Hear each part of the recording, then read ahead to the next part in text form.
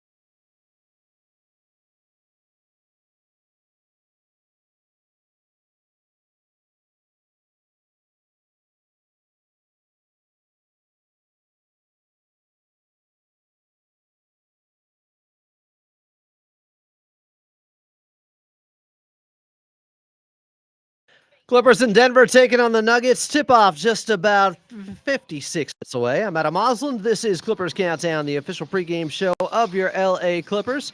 Coming up in just a little bit, we'll go back in time and Clippers Rewind. But first, we head out to Ball Arena in Denver with your radio voice of the Clippers and Carlo Jimenez. Carlo, how we doing?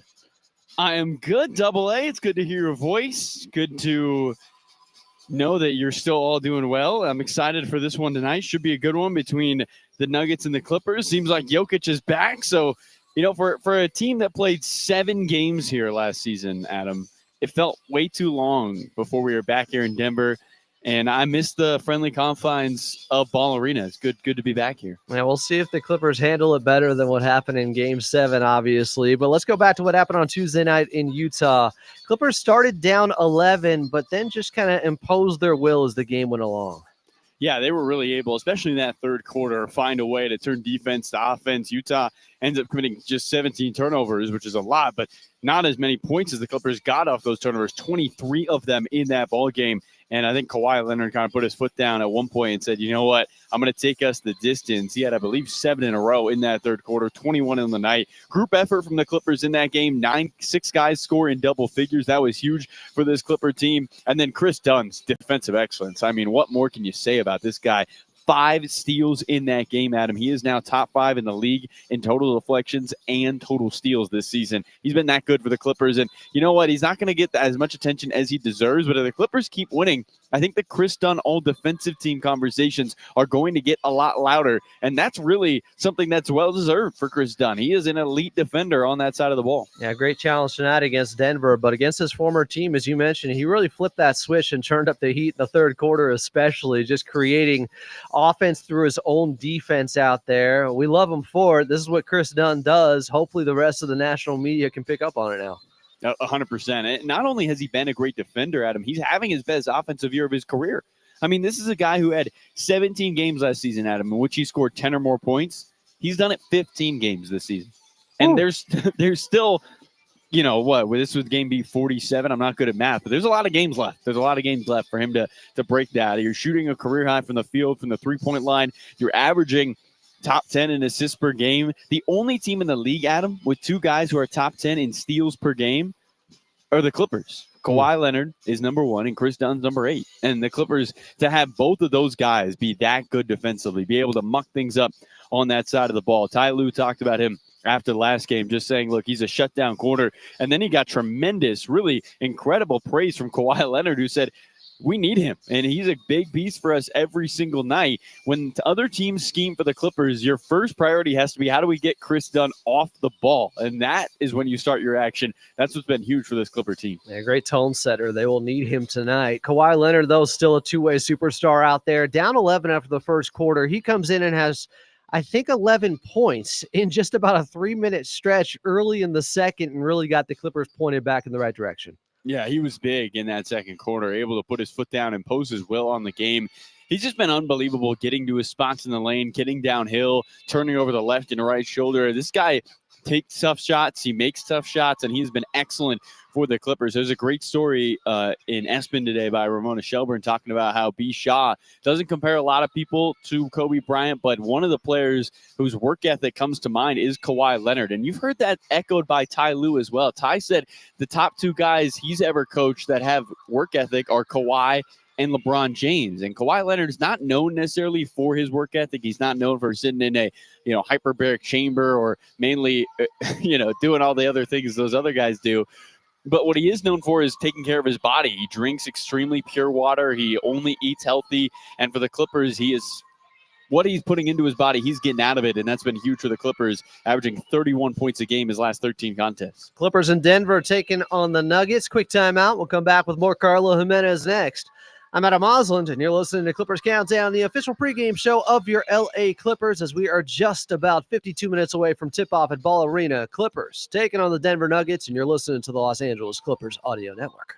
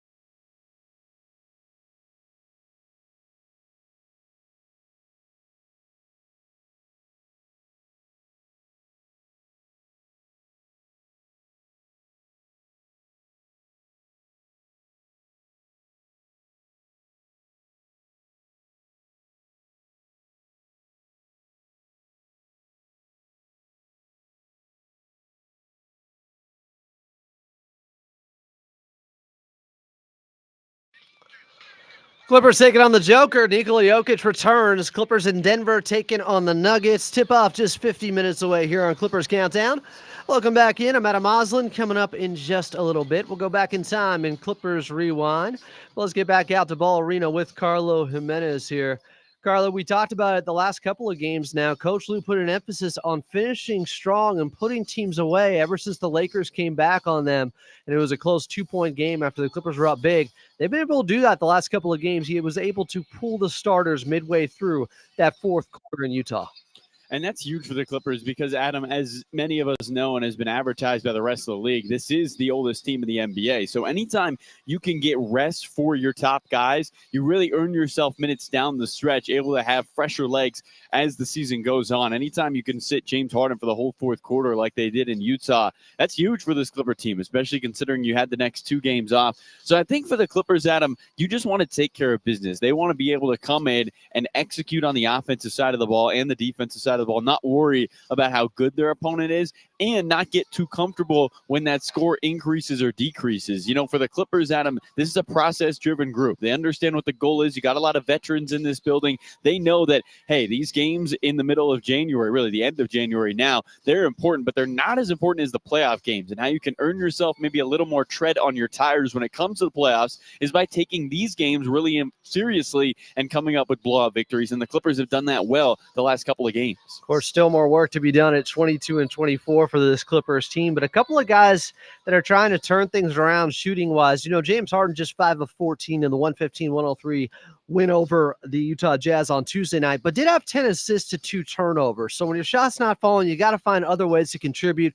James Harden was able to take care of the basketball well against the Jazz. Yeah, a double-double. He's got 5, Adam, assists, double-doubles this month. It's the most in any month this season for the Clippers. So Harden has been more of a distributor for the Clippers as of late, despite his shot maybe not falling at the same rate it was to start the year. And he's still getting involved offensively with those assists, 4th in the league in assists this season. I think for Harden, he understands, you know, he's going to let the game dictate what he needs to do. It's not necessarily, oh, I got to score 40. It's, oh, I have more opportunities to get my teammates involved. That's what I'm going to try to be able to do. And that's been huge for the Clippers because they have a point guard who's already top 10 in points, who's already top 12 in assists. I mean, the only active guard in the NBA in those 2 categories. He's not playing for accolades anymore. He's playing for personal accolades. He's playing for opportunities to win in the postseason and to find his teammates and win games now so they can set themselves up for postseason success. And you love to see him being able to spread the love on the offensive end. Thought Brook Lopez, who was also struggling from the outside, had a nice game with 14 points Tuesday night, 3 of 6 from distance, helped them get a little bit of distance between them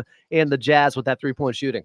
Yeah, Brook's starting to come around at him. Last 3 games, he's been excellent from the field, averaging 9 points, 46% from the three-point line. His 14 points in that game were the 3rd most this season. So a great sign to see Brook Lopez contribute offensively, be effective, and really knock down the 3-ball. Because let's be honest, Adam, Brook Lopez's biggest impact with this team is going to be spreading the floor on the offensive end. He can play 5 out and still rebound defensively and guard bigs, a runner-up defensive player of the year. So his 3-point shot has to be consistent for him to have the most impact possible on this team. And so for him to shoot 46% the last 3 games, a good trend for Brook Lopez, who is currently getting shots up from the left elbow as he works himself out to the 3-point line. Jeff Van Gundy out there with James Harden, everybody getting work in. Sean Fine, Chris Holguin. This group's ready to go. You know the interesting thing about tonight, Adam, which I'm curious to get your opinion on this.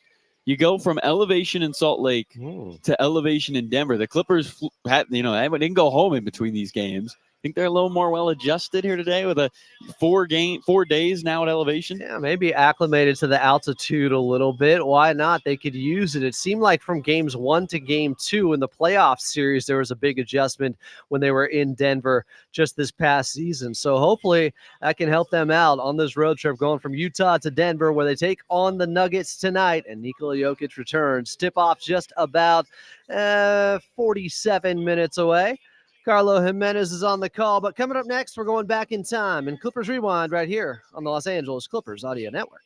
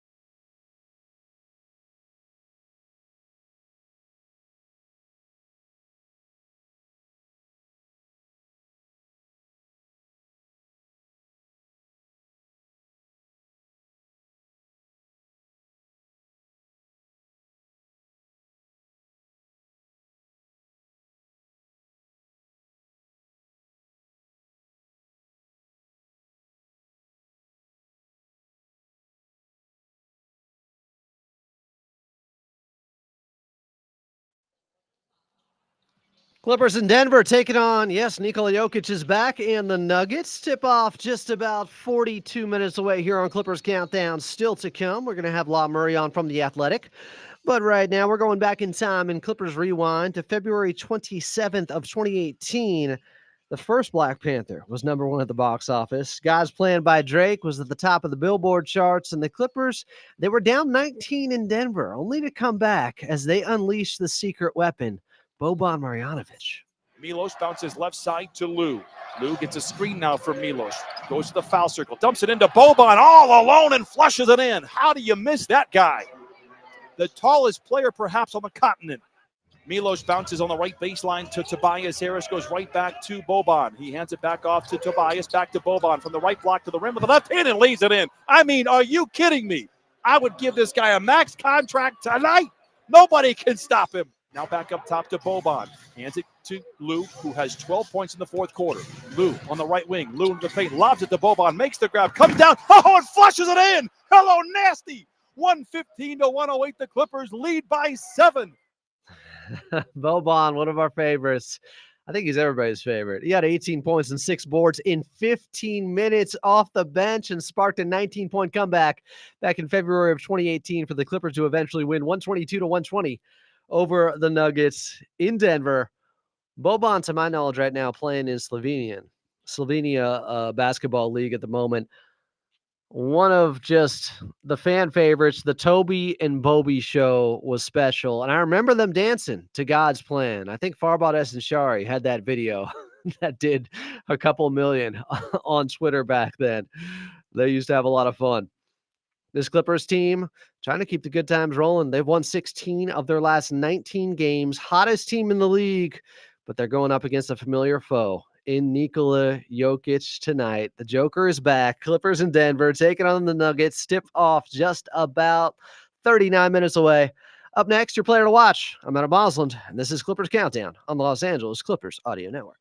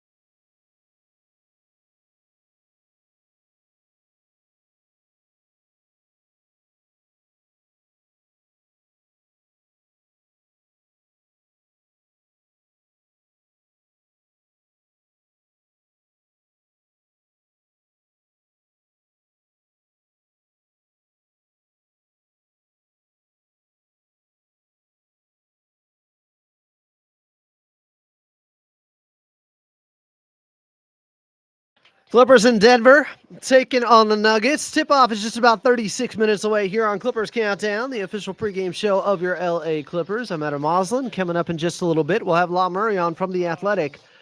But first, we got to go back in time a little bit and get to our player to watch here. This is L.A. Clippers basketball.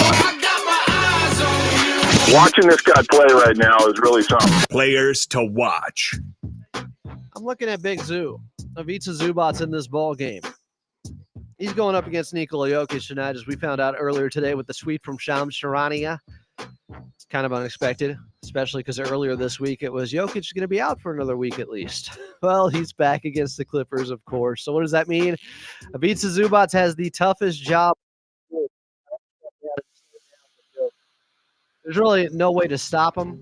You can try to contain him, and if you go off points per possession, one-on-one on the block, nobody's been better against Nikola Jokic in their career than Ivica Zubac. He is by far the best one-on-one defender in the league against Jokic. Jokic is still a monster, had 55 earlier this season against the Clippers back at Intuit Dome.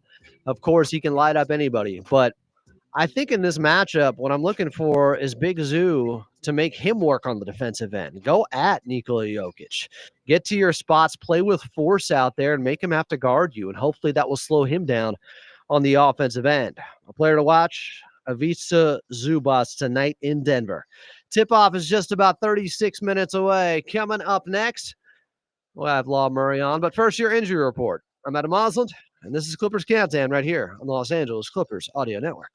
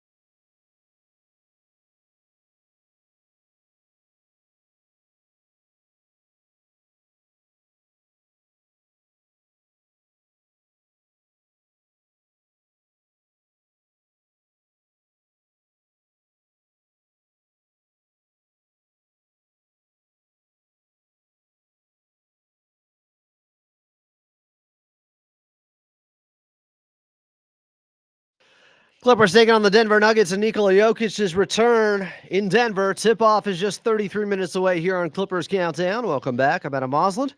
Coming up, we got Law Murray on from The Athletic, but first, your injury report for the Clippers in this one. Still no Bogey, no Derek Jones Jr., Ty Washington also back in the G League on that two-way contract. But Kawhi Leonard is available, was questionable yesterday, will be playing in this ball game tonight. As for the Denver Nuggets, they're without Christian Brown still. Aaron Gordon re-aggravated that same right hamstring issue, and Cameron Johnson still out with a bone bruise in his right knee. But of course, the big news is Nikola Jokic is available, returning from his own bone bruise in his left knee. Jamal Murray, he is available as well. He's had a right hamstring issue going on. And Jonas Valanciunas also back from a right calf strain. Clippers taking on the Nuggets in Denver. Tip-off just about 31 minutes away. Up next, it's Law Murray of The Athletic.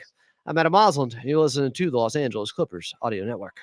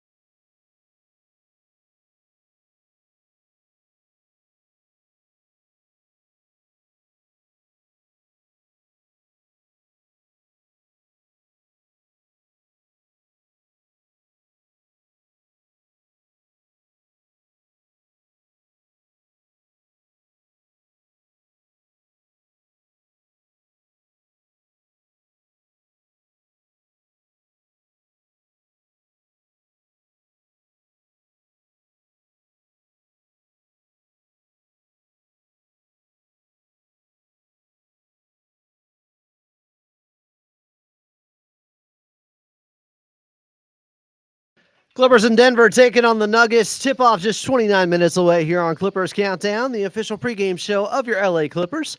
I'm Adam Mosland. Still to come, we'll get your drive around the league and back out to Ball Arena with Carlo Jimenez. But first, join the show right now from The Athletic. He is the Law. That would be Law Murray. At Law Murray, the NU is where you find him. Law, thanks so much for doing this once again here on Clippers Countdown. Thanks for having me. Well, let's start with this. Nikola Jokic back tonight. I thought he wasn't coming back for another week. What's going on here? Clippers luck? What's happening? I mean, he had a timetable of about 4 weeks when he first got injured. And I feel like when guys get injured, you hear this often with the Clippers. You never hear this with Nikola because he's never out. But every time a guy is out, people lose their mind when it comes to injury timetables. So that's why I don't really get excited or be up on tracking guys. Like, guys come back when they come back. Well, he's back. He's starting for the first time in January, and it'll be the last game of the month for the Denver Nuggets in January. Same with the Clippers. He's back pretty much right around when he was supposed to be back. How has this Nuggets team been able to do more than just tread water without him, and not just without him, without a lot of their starters during this stretch? Jamal Murray. That's the main platter right there. You have a player who's capable of playing up and performing at a high level. And then you have the added space that comes with Peyton Watson performing as well as he has. I didn't look at the final numbers but this is a guy who, with the way he's improved his game over the course of his NBA career, you need a guy like Nikola to not play to explore the studio space. And that's what's been happening. I mean, that guy showed that he can get to the line at a high rate. And you already know that he has a particular twitch about him. Like, he's bouncy and athletic, like not the kind that tests better than everybody else, but his ability to play, I call it his play speed. I think that's really exceptional. And you've gotten to see that with increased responsibility. Again, there's some guys who they have a role and they need touches to show that they can do more. And sometimes there are guys who aren't capable of doing more with more minutes, more touches. Peyton's one of those guys who's capable of doing more, and he showed that. And it'll be interesting to see how the Nuggets blend what he was able to show now that Nikola is back, and we would assume back to take his normal allotment of minutes and touches and shots.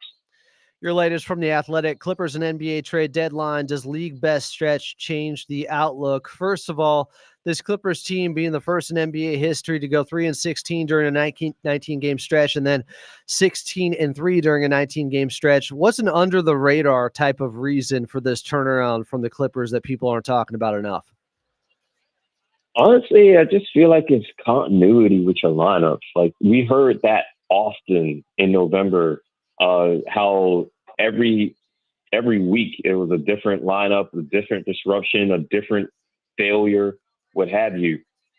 That's going to affect your play. It's something that I brought up last year, where a team that didn't have Kawhi Leonard and had to learn how to play with new guys, they got a 15-game run with the same guys from the start of the season until Norman Powell injured his hamstring and had to miss a couple of games. So, you didn't have that. Now, even with guys being injured, it's still the same guys that are lining up. Like, yeah, you miss Derrick Jones Jr. It would be nice to have Bradley Beal. It would be nice to have Bogdan Bogdanovic, who really has not gotten his season started at all. Chris Paul failed to fit with this group, especially with them not winning games. But the difficulties of Kobe Sanders in the fall led to Kobe Sanders playing with the confidence and stability, quite frankly, that you're experiencing since winter began. Jordan Miller, he wasn't really available in November, but he got his hamstring right, and he's been able to stay on the floor. And now that dude is in a position to run more ball screens than anyone on the team outside of Kawhi and James Harden. So it's a group of guys coming together, understanding what they need to do, understanding the principles that they need to play with, having some practice time that they got in December. And that's a lot of that's basketball, being able to trust, being able to know and have a certain routine. Even with Kawhi, like that dude hasn't really been right all January. You know, I was in New York when he hurt his ankle, but that dude has figured out a routine, you know, outside of 3 games that he had to miss in Toronto, in Chicago, and before that, Washington. Kawhi has pretty much been a game time decision or a game day decision as far as his status pretty much the whole month. And he's come out and he's killed in his minutes. He knows what he needs to do in his minutes, and he does that. I think that's really half the game sometimes. Law Murray from The Athletic is our guest here as we get set for the Clippers in Denver taking on the Nuggets. Law, I believe it was last time you came on with me. You said something to the effect of you wouldn't be surprised if one of John Collins or Brook Lopez were gone at the trade deadline. We're less than a week away. Has anything changed in your opinion on that? Yeah, I mean, first of all, big whatever the opposite of a shout out is to some of these aggregators, because like they'll take what I say, put it in something that fits a graphic or a tweet, and then, you know, that's it. You know, people don't read stuff or actually listen to stuff when they have an opportunity to. So I apologize for that, because it makes people get all excited and, you know, have an and where an or was supposed to take place. But that's why I write. I write my stories so that everyone has an opportunity to read and comprehend accordingly. And so I don't think John's moving. I think John is established himself as an integral part of this team at the very least for this season and possibly beyond. And he's just been really good, whether he's scoring a lot or not. I mean, obviously he's had some rebound games that have not been great, but he plays with undeniable energy and effort that this team has needed. And it's a bonus that it comes from the power forward position, right? So I think he's going to be here. When it comes to Brook Lopez, it's like they don't have to trade him. And I don't really have an indication that they're looking to trade him. But I do think that if you want to seriously improve a team that even the decision makers can acknowledge still isn't quite good enough and really doesn't have the kind of margin of error to threaten significantly, even if they make the playoffs, then you got to think about, okay, so who can you part with? And Brook Lopez is an option. I think someone like Bogdan Bogdanovic is an option. Derek Jones Jr. Again, Derek Jones Jr. is someone who I think is one of the Clippers who you can trust in a playoff setting. But it's like, if you want to improve a deficient spot on your team, you have to look at trading a guy who has some value to somebody else. And so that's where I start with all of those guys, that discussion. And again, I think if the Clippers kept all of their guys, they'd be happy. They'd be like, yeah, we have a use for these guys. We like them. And the guys, this is a group where everyone wants to play together and be in the same locker room and travel together. The vibes are good. We obviously weren't saying that a couple months ago.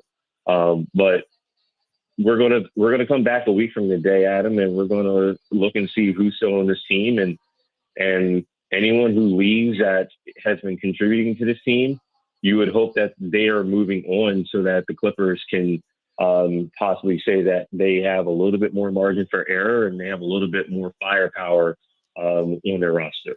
Is the reason CP3 is still here for the contract filler, or is it because teams just aren't looking his way in a trade right now?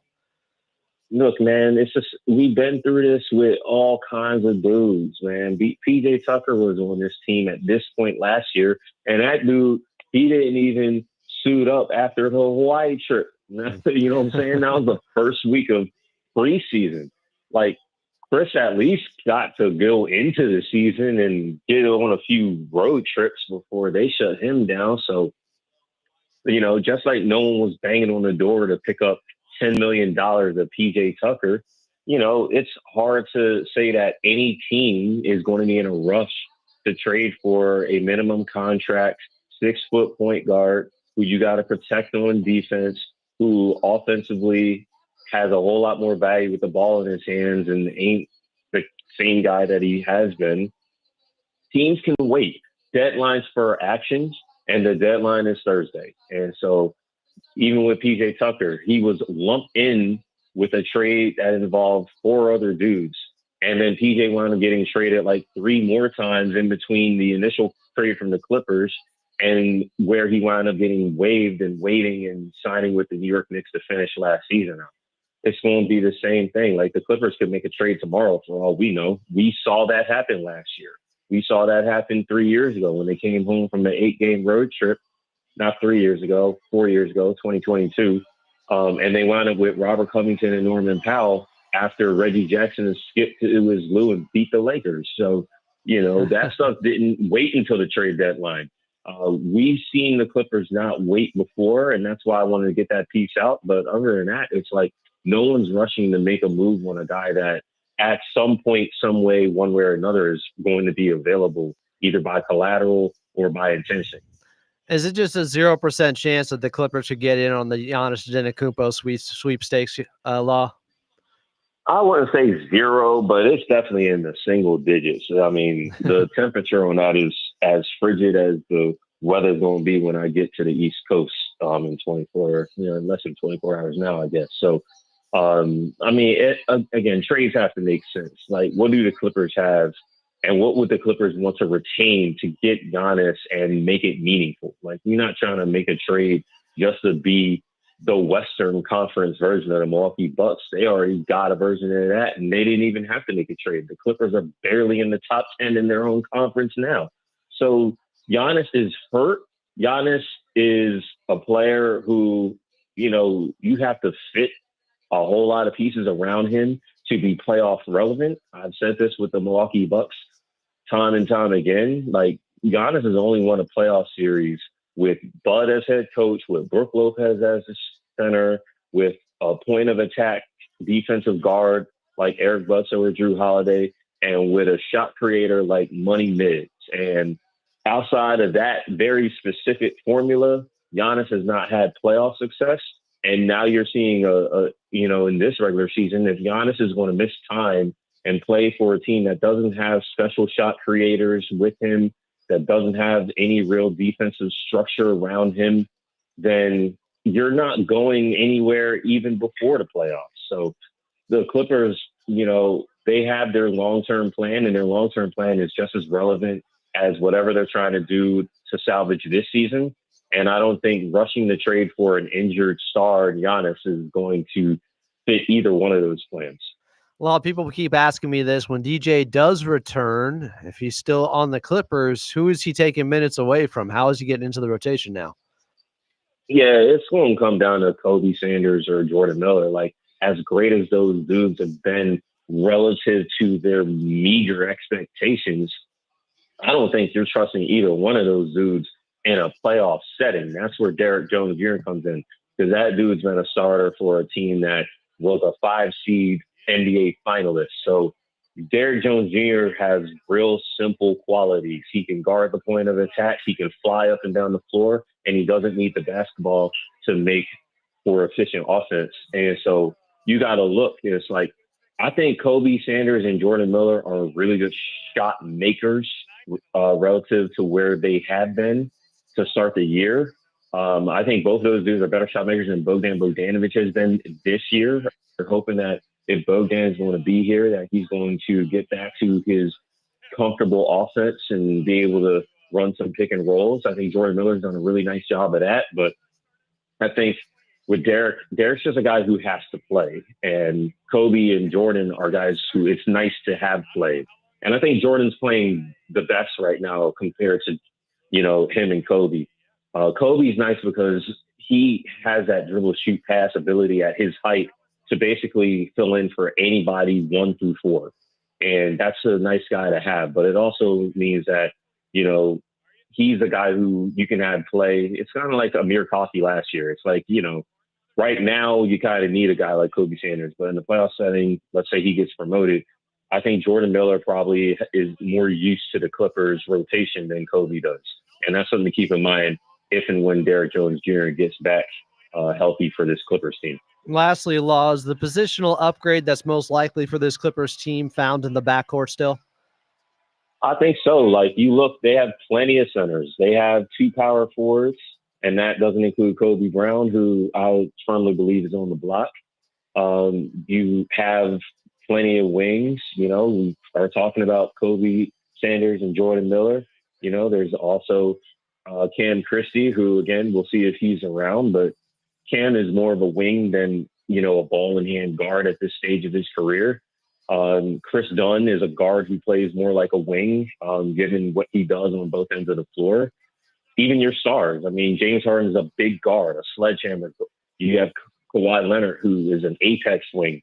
You have plenty of spots there. You don't have a small guard. You don't have someone you can get the ball to and just dart, who can make plays in the pick and roll, who can catch and shoot from three, but also pull up from three, someone who can make a play for others. You don't really have that. And I can tell you, I've said this before, I think guys like that is a dime a dozen, but having a guy like that who you can trust and contribute and help you win games in the regular season and then not be a complete and total playoff dropper, I think that's a little harder. And so that'll determine what kind of guard the Clippers target and get, not just with the trade deadline, but we got to see what the fallout looks like in the buyout market, because it's the Clippers. They always shopping at the dollar store. He's got the best analysis in the league, in my not so humble opinion. Follow him at La Murray, the NU. Read his latest for The Athletic. Clippers and NBA trade deadline. Does league best stretch change the outlook? La, thanks for doing this here on Clippers Countdown. Safe travels. We'll see you back at Into a Dome soon. Yeah, I appreciate you, man. Enjoy the game. Coming up next, as we get set for the Clippers in Denver taking on the Nuggets. Tip off about 15 minutes away. We'll get to your drive around the league. I'm Adam Osland, and you're listening to the Los Angeles Clippers Audio Network.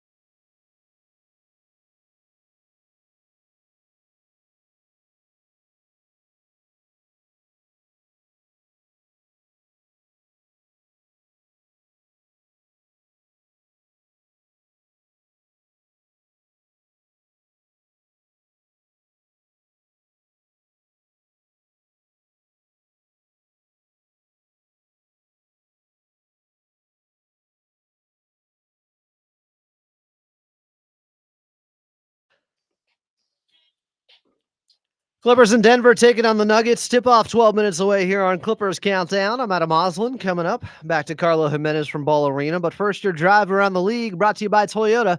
It's the Here and Now sales event at your Toyota dealer. The clock is ticking. Don't wait to grab a great deal on a new Toyota. We make it easy. Currently, third quarter action in New Orleans. Grizzlies on top of the Pelicans, 61-58. Triple J, Jaren Jackson Jr. with 12 and 3 steals. Zion Williamson with 17 points. as they're just getting underway in the third quarter there. Halftime in New York, Knicks on top of the Trailblazers, 59-49. Jalen Brunson with 19 points in the first 24 minutes for New York. Celtics all over the Sacramento Kings in Boston, 72-46. Peyton Pritchard at the half has 22 points and 8 assists. And last one for you, Raptors lead by 7 at the half in Orlando over the Magic, 57-50. Scotty Tuhati Barnes, 10 points and 6 boards. Wendell Carter Jr. with 10 at the half. Clippers in Denver taking on Nikola Jokic, who is returning, and the Nuggets. Coming up next, back to Carlo Jimenez right here on the Los Angeles Clippers Audio Network.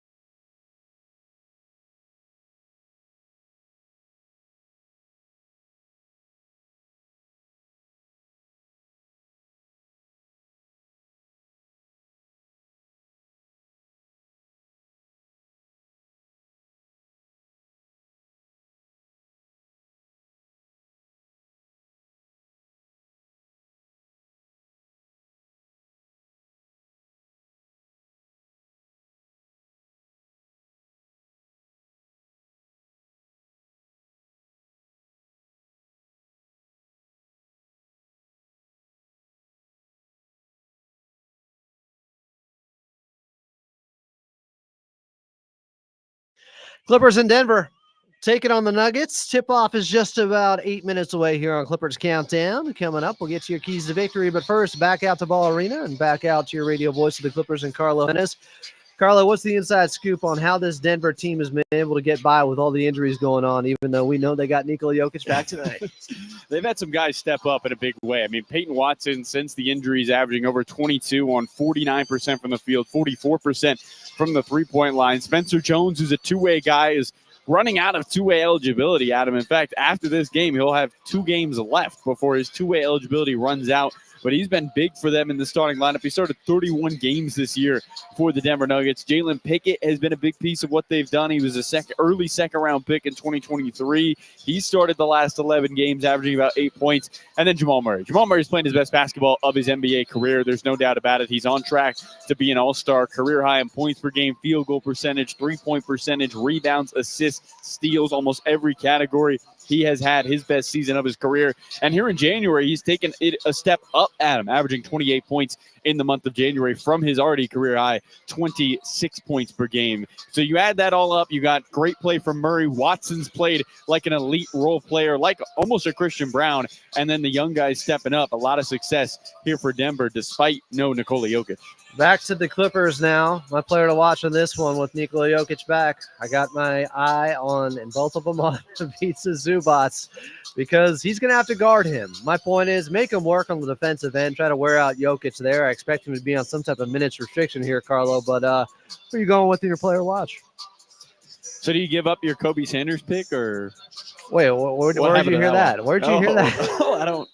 It's a show called Clips and Dip. Things changed. you're I didn't on. know Jokic was going to be back at that time. Come on now. I got to adjust. So pivot. Okay. No, I'm just messing. I think that's a great pick. Vita Zubac has to play well. He's been one of the best defenders on Jokic. David Adelman called him one of the most underrated players in the NBA for a long time now in his pregame press conference. I think Zubac has to play well, but I think John Collins is going to be key for this Clippers team. I feel like if he can continue to have that offensive punch, I mean, the big reason the Clippers brought him over is they felt like they didn't have that athleticism when they took on Denver in the playoff series. Collins was the answer to that athleticism. He's playing his best basketball the last 16 games, averaging 15 points on 66% from the field. Got to have a big game from JC today. Clippers in Denver taking on the Nuggets. Tip-off is just about 5 minutes away. Carlo Jimenez on the call. Up next, your keys to victory. I'm Adam Osland, and you're listening to the Los Angeles Clippers Audio Network.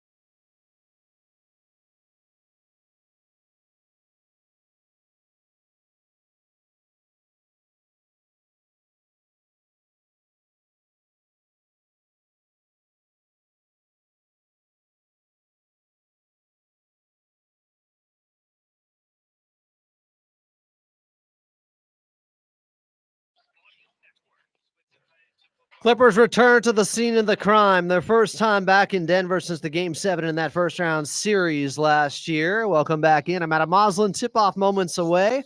Let's get to your keys to victory. Well, that game did not go in the Clippers' favor, and it got off to a bad start, especially midway through that second quarter. They got to start fast against the Denver Nuggets and be the more physical team out there immediately and make Jokic work on the defensive end in his first game back. Here we go. Carlo Jimenez is on the call from Ball Arena. Clippers and Nuggets from Denver, Colorado. And tip-off is next right here on the Los Angeles Clippers Audio Network.